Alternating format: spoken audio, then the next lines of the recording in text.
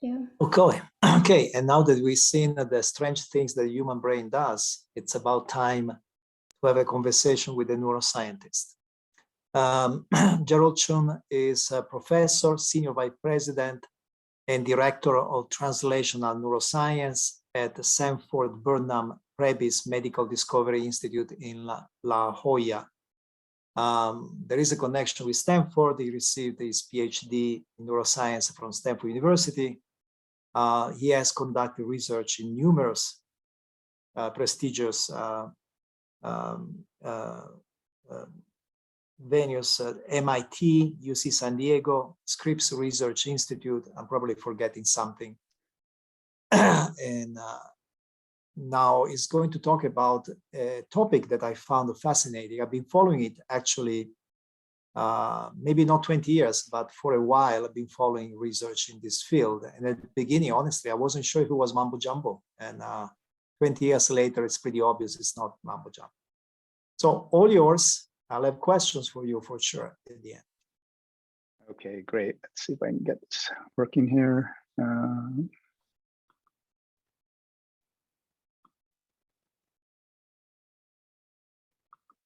There we go. And we'll get it started. All right, can you see the screen there? Yes, everything looks good. Excellent, excellent. Well, I really enjoyed those first two talks, and while it seems different from what you're going to hear right now, in fact, there's far more commonality, including even your comments about James Joyce and Ulysses. I started in college studying English literature, Wordsworth and Blake. Blake, who in fact, in addition to his original works, printed medical journals, sort of to make ends meet. And then, of course, everything that you just saw about right from proprioception to how you interpret these types of violent exposures virtually to any of the music and the movements of dance, all of that is mediated by the brain. And so I'll tell you about some work on looking at the single cells of the brain. And this title reflects the genome, that's the DNA that makes us, the blueprint that encodes us, and then mosaic genomic information, which means that not every cell is identical, but in fact, there's a vast variety of different genomes that are present within our brains. And as Piero mentioned, we are located at Sanford Burnham Prebys, so we just call it SBP for short. And you can find us on the web at these places. But those of you that haven't been down to Southern California, we're actually right across from the Torrey Pines golf course that is well known for its beautiful greens that and contests that they have there. So let's start with the human brain. It contains 100 billion neurons and even more glia. It learns and remembers for a lifetime. It makes us human. It's afflicted by multiple diseases. And the enormous complexity and organization is traditionally thought to arise from and utilize a constant and immutable genome. To interpret some of the things I'll tell you, I'll give you a little more background. So up in the left corner here, these are neurons, actually drawings from Ramon y Cajal, the great Spanish neuroanatomist.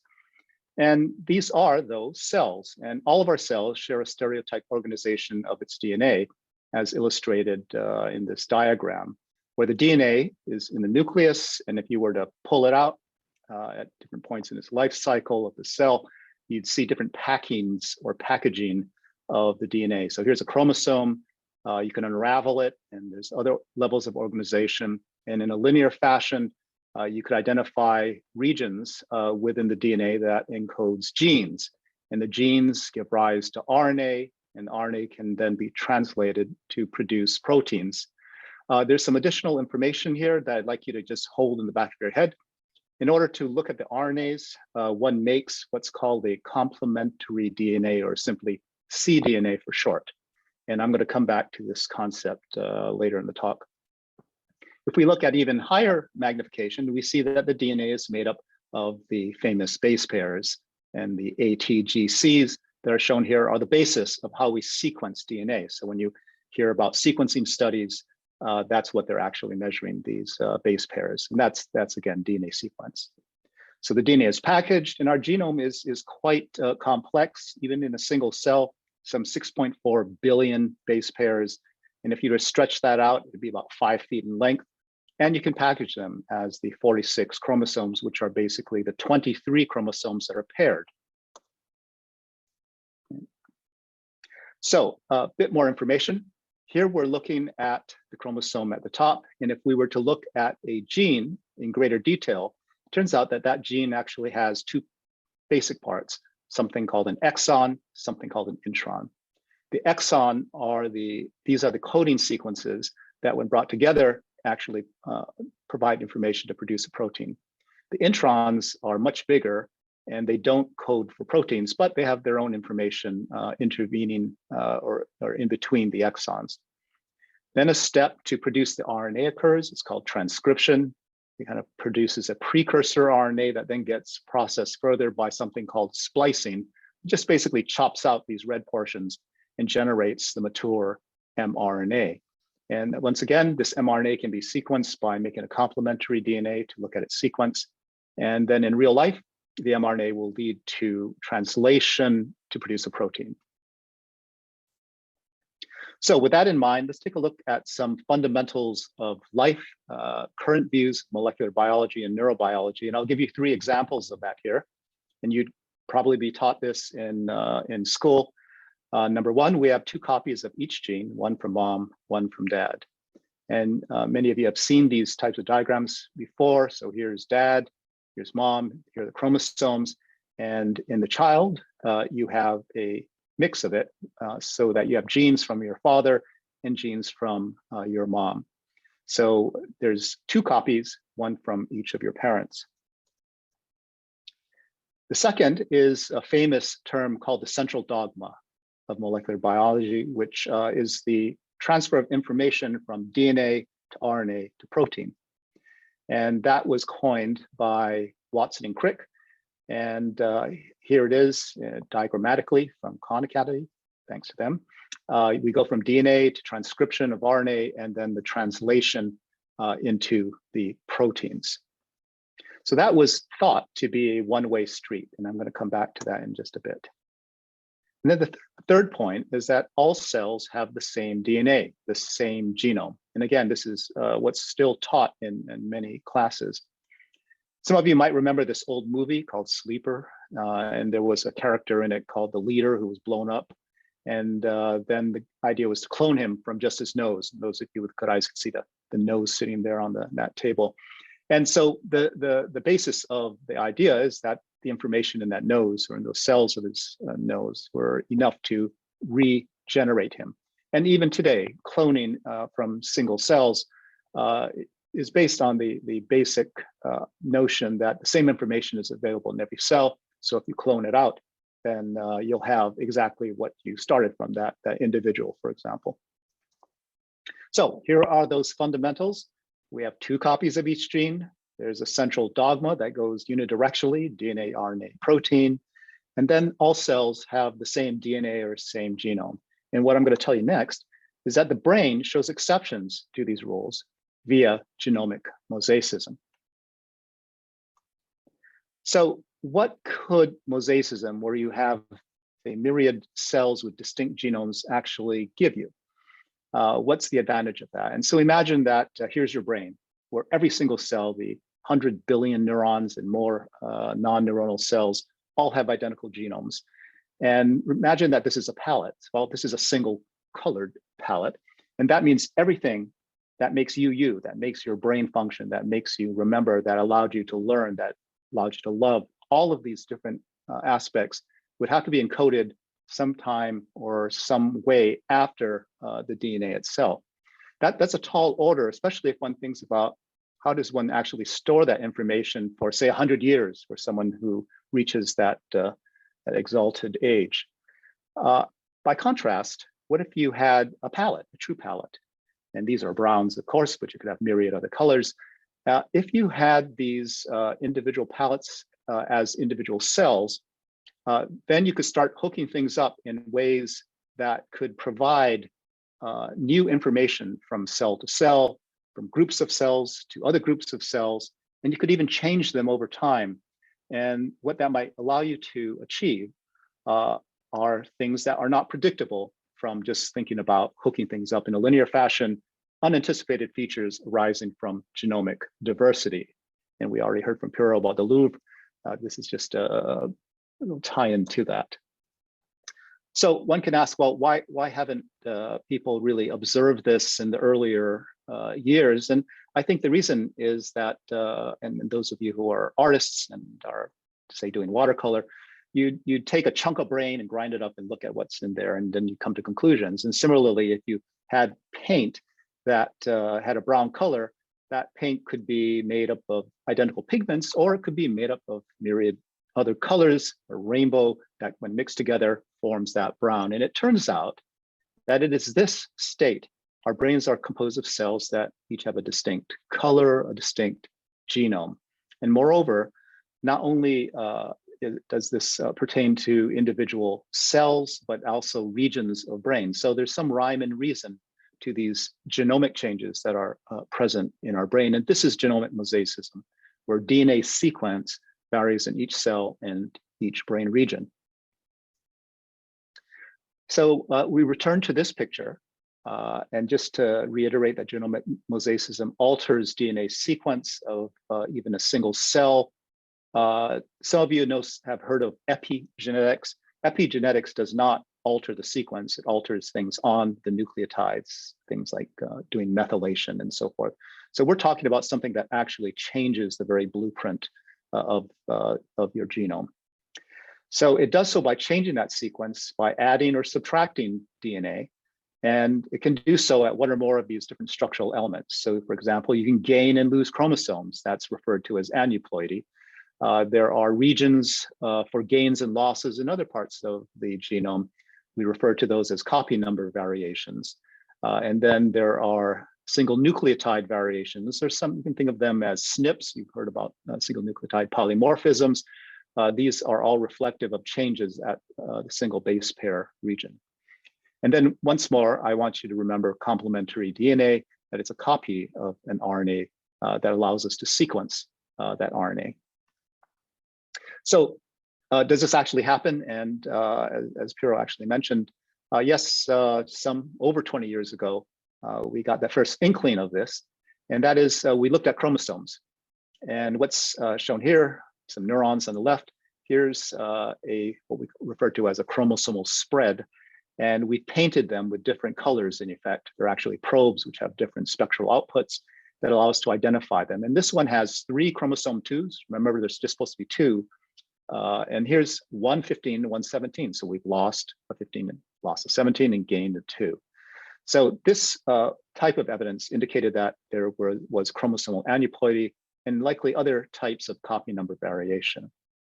I don't expect you to actually read this or really see it. It's in the small print, but what it does is it's a timeline of the types of genomic mosaicism that have now been identified and some of the functions that have been also reported. And this kind of collection continues to expand today, especially with some of the more modern sequencing technologies. However, I'll return here to this red box at the top, the mosaic genomic cDNAs. So remember that cDNA was like an RNA, except it was a cDNA. Well, what we found was that in those genomes, we could find sequences that actually had cDNA sequences in them and referred them colloquially as gen cDNAs. And they're present in the genome of the human brain. Now, how could something like that get there? They're not supposed to be there. And there turns out to be a very, very famous enzyme called reverse transcriptase. And this reverse transcriptase, discovered in 1970 by Baltimore and Tiemann, enabled the reverse of the dogma to go from RNA into DNA again. And this is very famously known in more modern periods by the retroviruses, particularly HIV. So HIV can insert itself back into the genome via reverse transcription. And so what we think is going on is that the gen cDNAs tack on to this reverse transcription. The difference between, say, retroviruses is that it's not infection. This is something that is part of you and me. They're somatic, meaning it's not in our germline, you don't pass it on, it's occurring in our regular tissues. That includes normal and variant cellular genes. So these are, those 2 copies that I mentioned. Well, here's a way to say, make more copies or different copies by sticking things back into the DNA via reverse transcription. And some of the first evidence for that related to Alzheimer's disease, and I'll touch upon that at the end. And so here's some of the evidence that we observed for seeing the presence of these types of Gen cDNAs. At the top, you're looking at some blue dots. These are probes that can detect them in single nuclei as compared to the 2 alleles, the 2 copies from your parents. And one can sequence them in various ways. This is just one example. Technically, they're called paired end reads, where you have some information showing that you've got these cDNA sequences in the genome, and then they're stuck into other places where they're not supposed to be. And so by doing that type of thing, we've identified a good number of these different insertion sites. So what's happening in a normal neuron? What would this be good for? So we think that there's double-stranded DNA, that's the normal state. It creates those RNAs, the pre-RNAs and the RNAs that I already mentioned. And then this reverse transcriptase, this Pac-Man, comes in and copies it. And then when it does so, it can produce that complementary DNA that can get stuck back into the DNA to produce one of these genomic cDNAs. So what would that be good for? Well, one thing in neuroscience, we talk about activity dependence and changing physiological function with it. So this might be a form of activity dependent change, a recording of already spliced. So you've already gotten rid of things up here. Now you can produce RNAs that don't have to go through this step anymore. So that's energetically and kinetically favorable to produce Gen cDNAs via reverse transcriptase activity. This might be something that could strengthen and maintain connections and allow later genes to play back in selected ways. For example, maybe you don't need to have these genes expressed off of the parental, the 2 alleles, the 2 copies. You could have them expressed off of something else. Maybe that would change your predilection from, say, vanilla ice cream to strawberry ice cream. These are the sorts of notions, and it would, in effect, be a form of long-term memory by adding gene copies. So again, this is on top of the 2 copies that we already have. There's also a notion in neuroscience, Hebbian plasticity, neurons that fire together, wire together. This too may incorporate some of these aspects.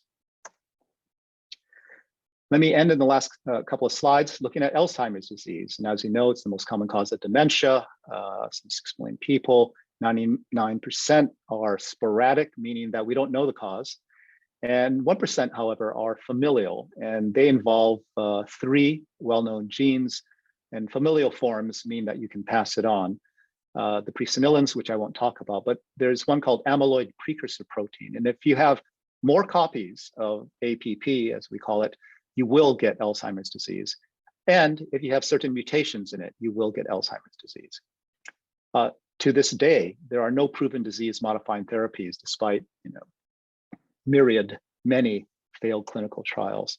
So here we have Alzheimer's disease, and what we think is going on is that we have a cycling effect whereby you'd have APP that produces the same type of thing that I just talked about, except that it would then go in and then come back out. And then this Pac-Man would repeat its process. And in so doing, what would happen is that you would accumulate pathogenic Gen cDNAs that might act as seeds for some of the phenomena that we know occur in Alzheimer's disease, including the production of what are known as prions. These are infectious proteins that have different sequences and could arise from mutations produced by this reverse transcriptase activity. And thus, these APP Gen cDNAs require reverse transcriptase activity, and these single nucleotide variations, the mutations, could well be produced by the sloppy copying of these Pac-Men. So it turns out that the reverse transcriptase doesn't copy very well. And in fact, that's the reason that HIV escapes chemotherapy. It's because you have these mutations produced by the reverse transcriptase, and a similar thing may be going on in the brain. And so that led to some thought experiments. And that was, well, is there any evidence for this in actual, say, clinical literature that might suggest something like this is going on? And it turns out that the HIV patient populations that have been treated with reverse transcriptase inhibitors since about 1987 are still living, because this actually works. It prevents the HIV from, of course, with other medications as well. It prevents the virus from taking hold and killing the patient. And so many of these folks are living into their 60s and beyond, when Alzheimer's disease is becoming much more prevalent. And so we just simply asked, how many have AD? And we looked through the literature. And at that point, we only found one case in the peer-reviewed literature that was actually interpreted as the first HIV individual with a positive scan.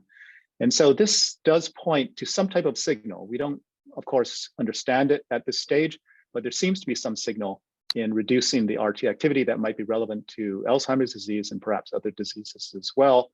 It does raise the prospect for trying to pursue this with controlled clinical trials. So let me leave you with the pictorial notion. We've got this single colored palette. If that's how the brain were organized, then it would limit what we could do with it from the standpoint of stable genomic changes. By contrast, if you were instead to have this genomic diversity, then that could enable you to produce many, many changes that we think could be underpinnings a number of aspects of neural function. So I leave you with that and wish to again point out it's the Genomically Mosaic brain. You can find us here at SBP.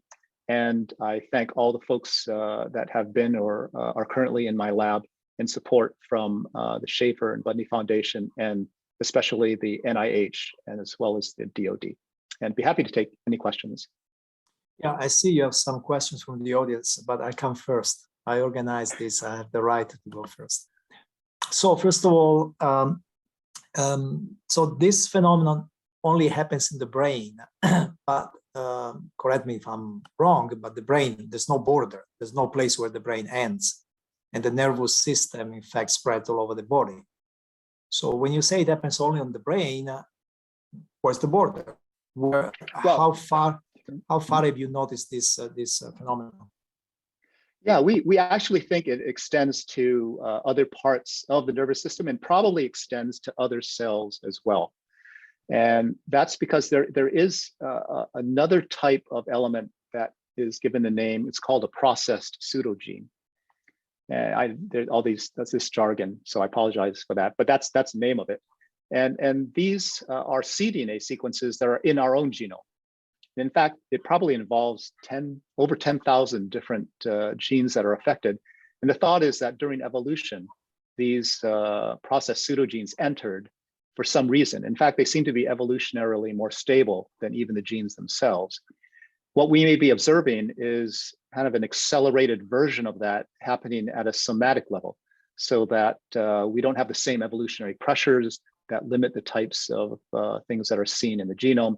We probably could have a lot of other ones there too. And in the same token, as long as a cell is long-lived enough to analyze it, then you might be able to see it. And indeed, in cancers, there's clearly been strong evidence for what they call somatic process pseudogenes.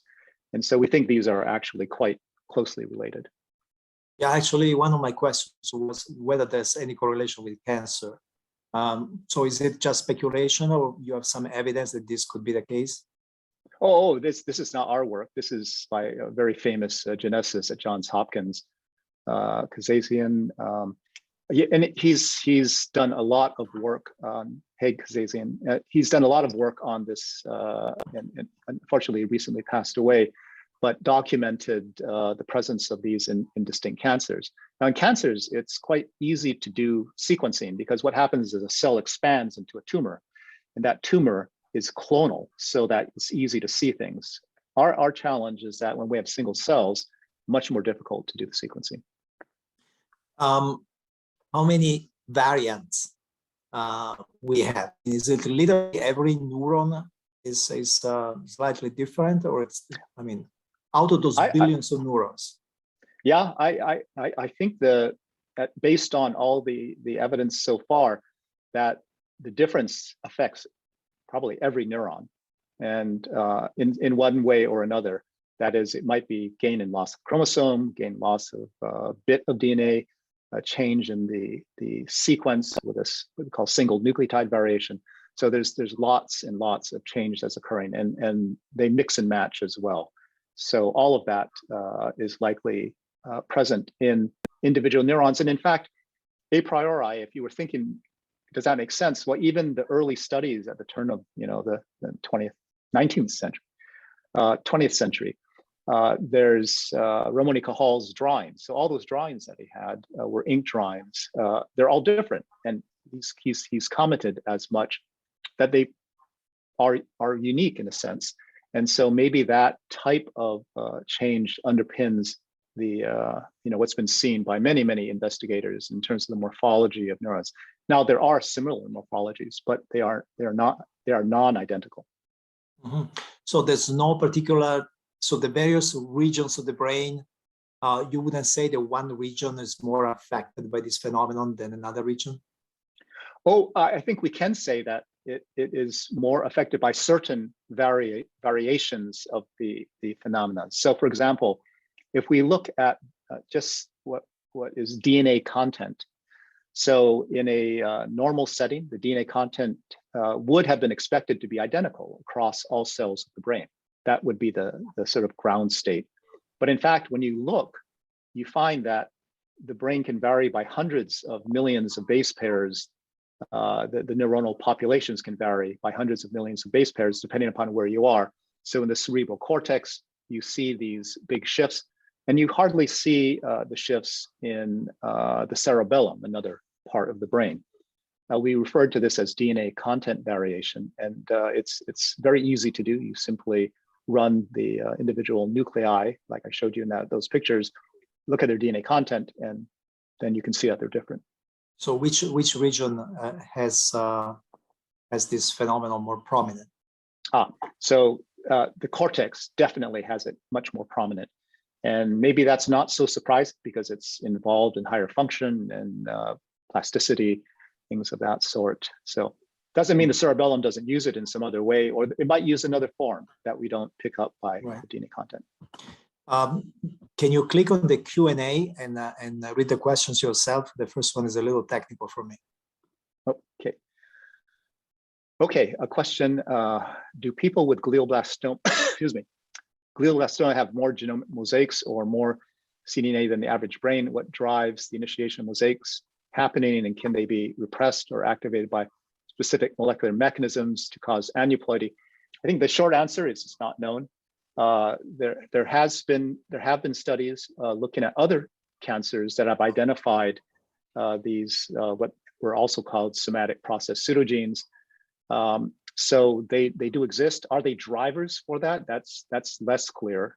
Are they drivers for aneuploidy? That's not so clear as well. And there's some debate about exactly what the aneuploidy is doing. You can go through the last 20 years of the aneuploidy literature. But I'd say at this point, we excuse me, don't know.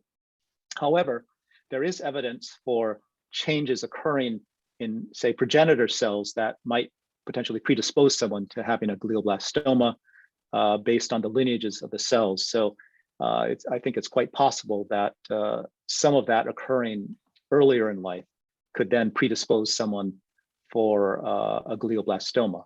That fits in with the view of many cancer biologists that it's not a single thing that happens to produce a cancer, but you need 2 or 3 independent hits that then produce the cancer, the unregulated or dysregulated proliferation. Okay, then from Richard Ottolini, do other species have neuromosaicism? Indeed, they do. We've seen it as low as fish. We haven't gone below that, but it wouldn't surprise me if there are other forms there as well. And once again, from Richard, do trisomy 21 people with accelerated Alzheimer's have increased mosaicism? And the short answer is probably yes. It's still being looked at. They clearly have huge diversity of changes that are coming off of the genome. And so that's currently work that's underway. There was some recent work published in PNAS at the end of last year that looked at the RNA, and the RNA is quite fascinating. Huge diversity of different RNAs that might be coming off of a mosaic genome. I missed it. I was turning on the light. Do other species have neural mosaicism? That's yes, down to fish. Yeah. So all the species that we examined had this. They certainly have the aneuploidies that we initially described. I think the sequencing studies have not been done on a lot of these other organisms, but it must be occurring. It must be present. Fantastic. Okay, thank you very much. I don't want My to pleasure. hold you any longer. But as you can tell, this is a very exciting. I'm jealous. Okay, thank you very much. Thank you, everybody. Thank you for joining us. And go to lasertalks.com if you want to see what's coming up next. Thank you. Right. Thank you. Bye-bye.